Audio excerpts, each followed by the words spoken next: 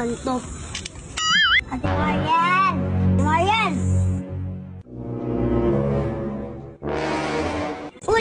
May mukha ako dito. Ang pogi ko naman dyan. Pagtularan hindi nagbabayad ng utang. Oh, bakit ngayon ka lang nagpakita sa akin, Emerson? Ba't may mukha ako dito, Ate Marian? I-display ko yan hanggat hindi ka nakakabayad ng utang mo. Matagal-tagal na rin yung palugit na binigay ko sa'yo at napakatagal na rin ang listahan mo dito. Ate Marian talaga, babayarin ko rin yan. Huwag ka na mainip. May nilaga. May taga, may nilaga. Alam ko na yung linya mo na yan, Emerson. Wala bang bago? Tamo muna ako ng sibuyas, Ate Marian. Isang sibuyas lang bibilin mo? At ano na naman yan, dala mo na yan?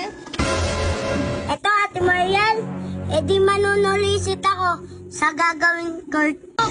Wow ha, anong gimmick na naman yan, Emerson? At ginamit mo pa talaga yung court sa panunulisit mo? Nag-style mo na naman?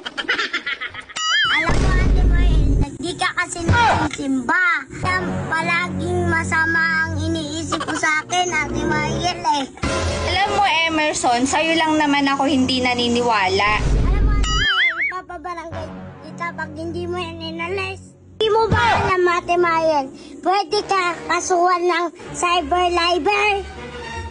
Aba, at ikaw pa may gana magpabarangay, ha? Ako pa talagang kakasuhan mo ng cyber libel, ha? Sige, magkasakaintayin ko yan, Emerson. Pambayad nga, wala ka eh. Pangkaso pa kaya? Bahala ka dyan, hindi kita babayaran. Ugoy ka talaga.